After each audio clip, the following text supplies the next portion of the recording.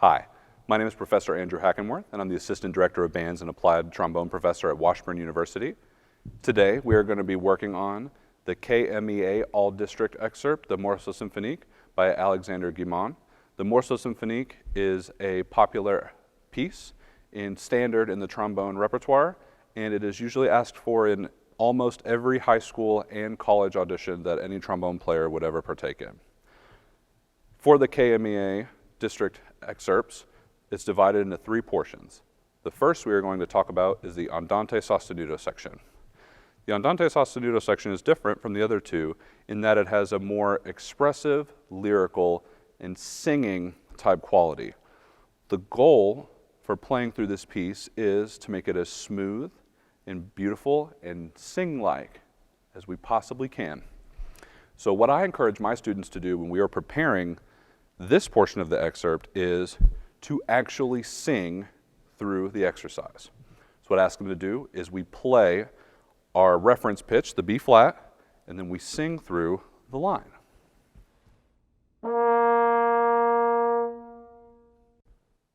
Do,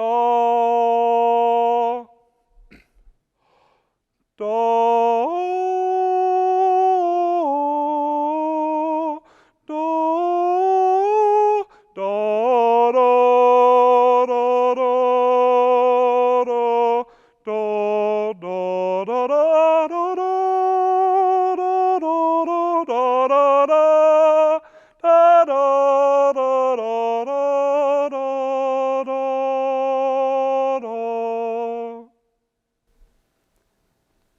The reason that we sing these lines is so that way we can hear the song in our head. I think very often for young trombonists and young musicians in general, we worry too much about placing the slide where it's supposed to go, or oh, my face must do this, or oh, I have to do this to make this note speak. That is what practice is for. When we perform, we release all of the tensions and worries of the microcosms of our technique and our playing, and we only think about the music. So I'm going to now play what I just sang, but hopefully better than how I sang it.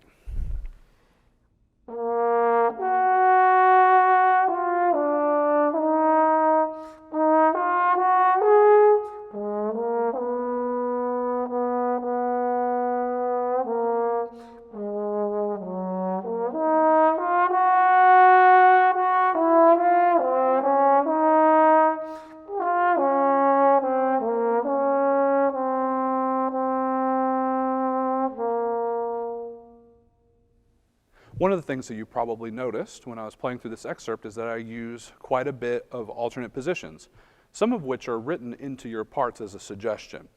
So in the second measure of where we actually start playing, you'll see a 3.5 above the concert F.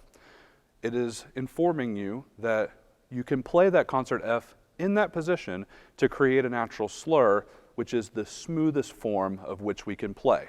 So to demonstrate, it looks like this.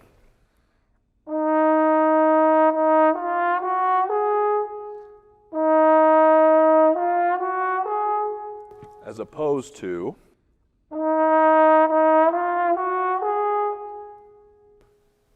you can play E flat to F in first position, but I actually think that that makes playing it a little bit more difficult because in our effort to try and make it as smooth and lyrical as possible, we need to explore the idea of using adjacent positions and natural slurs. Another thing that I ask my students to do on the Andante Sostenuto and anything in their lessons or their ensembles that requires legato lyrical playing is that they smear and glissandi all of the lines for two reasons. The first reason is so that way you blow through in between every single note and use generous wind to make all the notes speak as beautifully and resonate as much as is required, and so that way we can figure out where the glissandis occur that must be articulated and the natural slurs occur that do not need to be articulated. So this will be a glissandi of just the first little bit pickups into the fourth bar or second beat.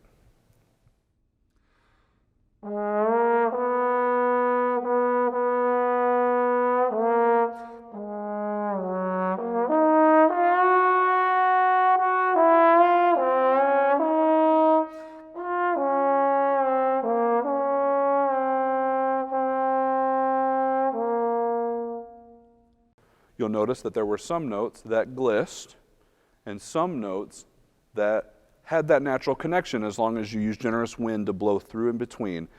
So now I'm going to play it in the exact same way, but I'm only going to articulate where I must and not on everything.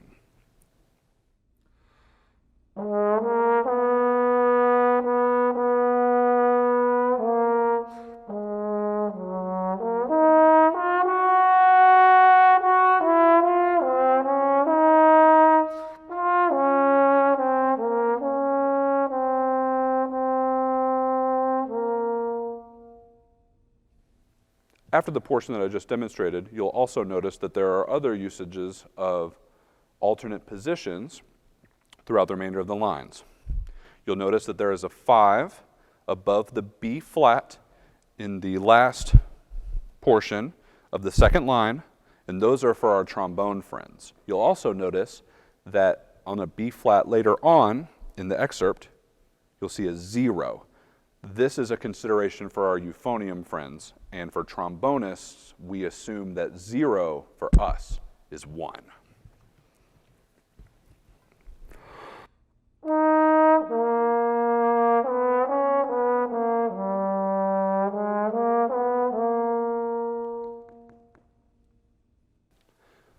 My last bit of advice for the Andante Sostenuto section is at the very end, you'll notice that I played the B flat on the F attachment valve as opposed to returning it to first, alluding to the fact that when you use the F attachment valve, you create a natural slur because the slide stays in relatively adjacent positions, and it just makes it more smooth and easier to play.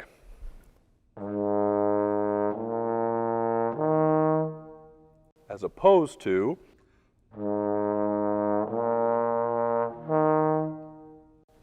which has significantly more motion and makes it a little bit more difficult than the one prior.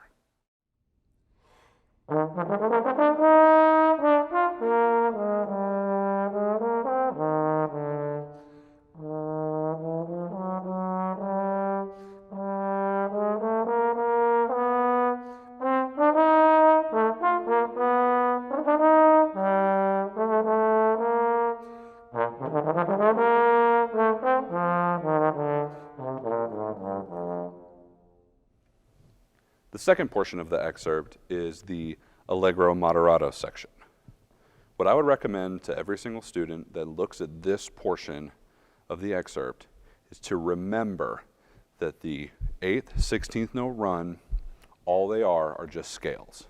The very first one is just an E flat major scale, and the one at the bottom of the page is just a B flat major scale.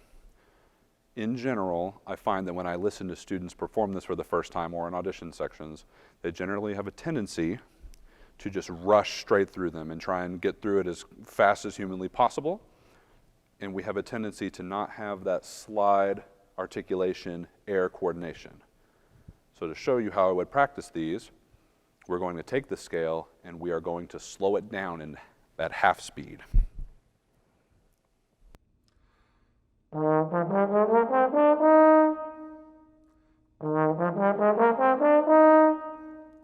The goal is to make each and every single note of the scale ring true, and have a beauty of sound.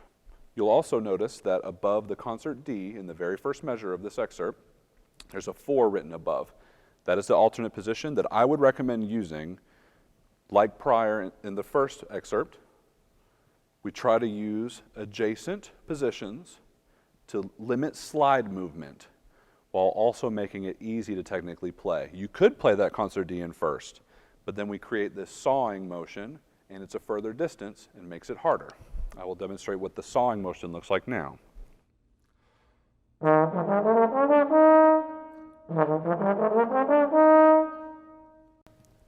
While it is technically possible, it does not sound as clear or as easy as using the alternate position. Therefore, I recommend that you play it this way, so that way you can make it through this scale with the least amount of tension and the amount of worry that you possibly can. When we go back to actually working the scale at half speed, once we feel comfortable, we then start picking up speed a little bit more.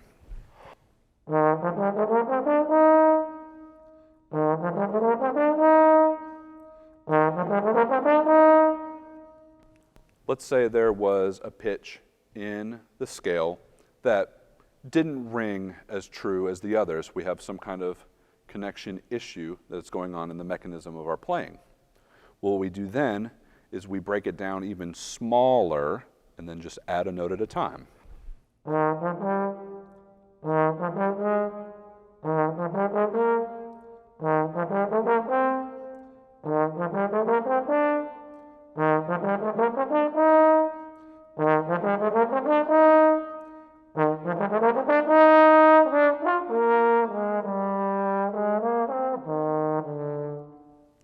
You'll notice that when we took it at half speed and then gradually built it up, and then we broke it down into its smallest part and added a note, we were able to actually fix those response issues that occurred.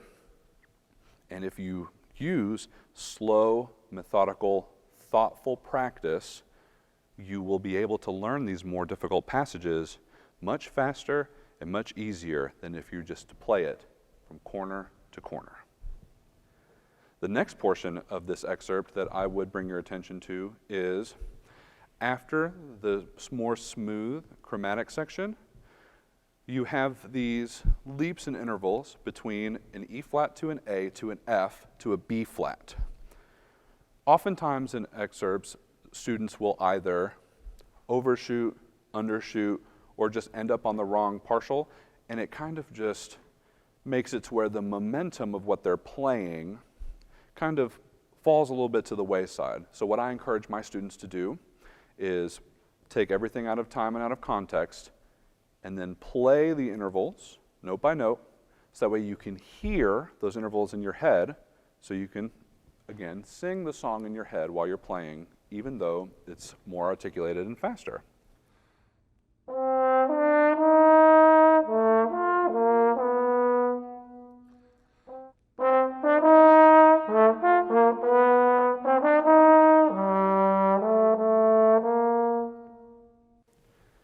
The next scale that's in the very end of the excerpt, it's just a B flat major scale, and you approach it just like you do the E flat major scale. You take it in half time, you slow it down, and you work on that smoothness and connection, even though it's articulated.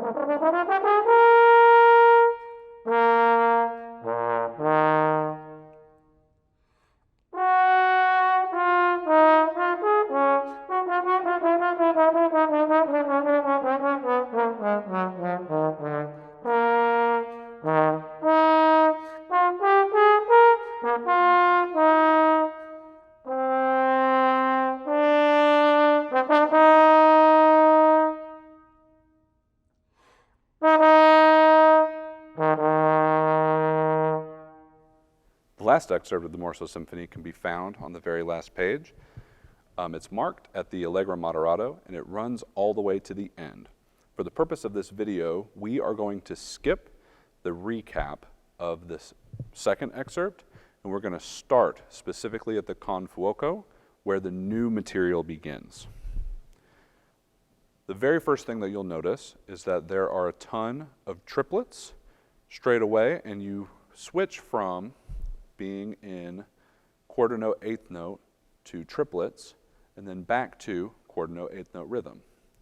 So I encourage my students, when we are playing, that we subdivide all the way through and we think about those triplets. The best thing that I've been found to do is, if you're struggling with subdivision and rhythm, pick a reference pitch, your favorite note, and all you do is not worry about moving the slide or the rhythm or playing what's on the page, and only playing the rhythm. My favorite note is B flat, so I will use that. This is at the start of the con fuoco.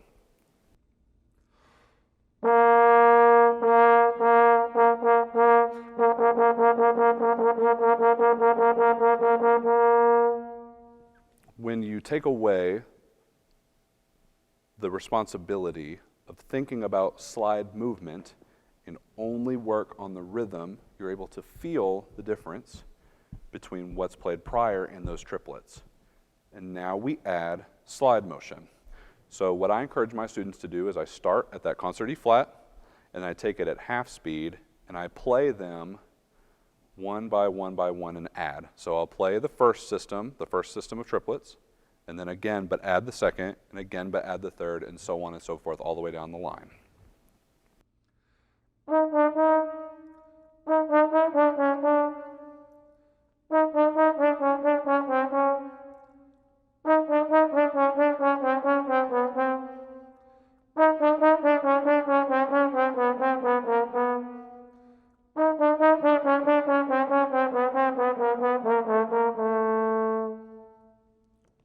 You'll notice that there are some alternate position recommendations in these chromatic triplet lines, and I would recommend using them. As we've stated in the part prior, using these alternate positions to create the least amount of slide movement and also keep notes adjacent to each other will make playing these triplet lines much easier. And as a reminder, the 4 and the 5 are for our trombone friends, and the 0 is for our euphonium friends.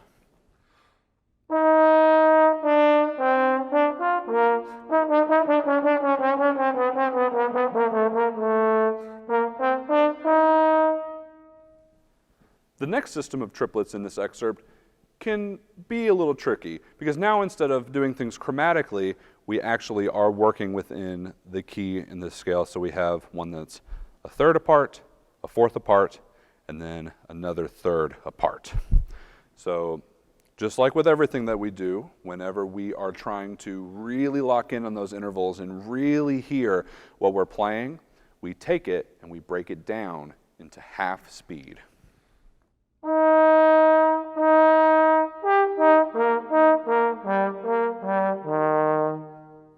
You'll notice in that measure, with the number 5 above that B flat, keeping everything adjacent makes it a lot easier. You're beginning to notice a pattern of all of these different things using alternate positions that make playing this piece easier. And then right after that triplet motive, you have this E flat extended major scale that goes all the way up to a high B flat. Now, when I say that it's a high B flat, the note isn't particularly high. It just means that our air is fast. And I encourage my students to use and ride their wind all the way to the top to the B flat. It's not about muscling and efforting your way to that top note. It's about using the correct wind.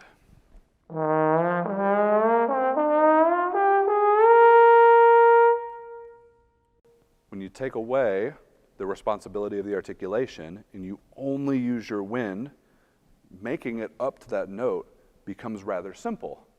But now we have to add the articulations in. So what do we do when we do that? Well, we do what we just did with the scales prior, and we reduce it down to half speed. And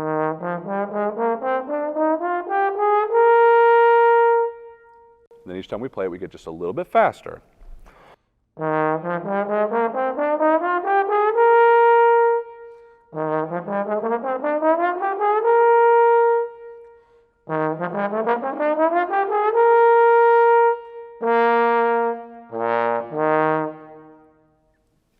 Once we get to the second half of the excerpt, it's very similar to what we played prior, but now it's up an entire partial. It makes it just a little bit higher in our tessitura. Doesn't necessarily mean louder, because it's still marked fortissimo like the one prior. The thing that makes it interesting is it now has a different tonal center, and all we must do is make sure that we place everything exactly where we want it to. We play in rhythm, in tone, and in time with generous wind, and we will be able to play through this. And we approach it just like we did for everything else prior. So I will be starting at the triplet portions on the G flat.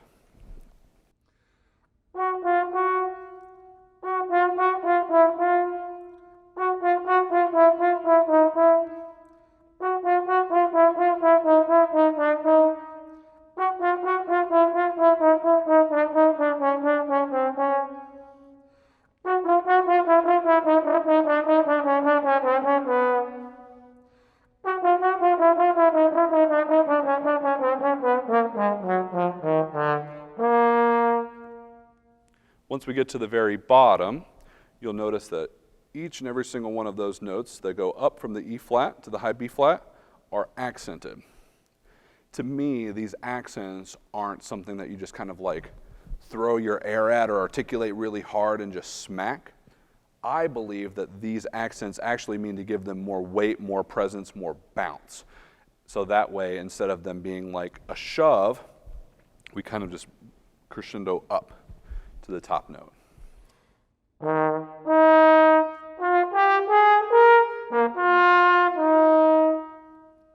Because if we kind of just play every single thing really hard accented, it takes away from the beauty of the resonance of the line and can make the sound kind of dip down a little bit less than what I believe you would like.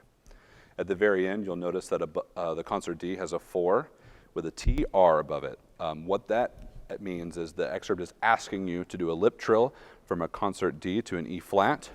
If you are unable to, at this time, to play a lip trill in that partial, it is best just to skip it.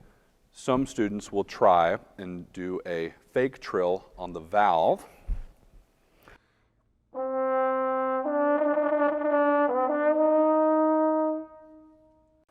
To me, the disparity between going from the main and the F attachment valve makes it sound less of like a trill and more of like the pitch kind of bending and waving like this. So if you are unable to physically do the lip trill, then go ahead and omit that. Thank you so much for watching this video. It is my hope that it is a tool that you can use to help prepare yourself for these upcoming auditions and to kind of give you a glimpse in the idea of that these works, while they have their challenges, are actually very accessible, just so long as you break them down into its smallest parts. As a reminder, my name is Professor Andrew Hakenewerth. I'm the Assistant Director of Bands and Applied Trombone at Washburn University, and I thank you so much for taking the time to go and watch this video. If you have any questions, comments, concerns, interested in taking lessons, you would like for me to listen to your audition excerpts before the audition date, or even just want to come out and have me visit your school so that way we can listen to you play, my contact information is below, and please feel free to reach out. I'm more than happy to help you with any and all things trombone.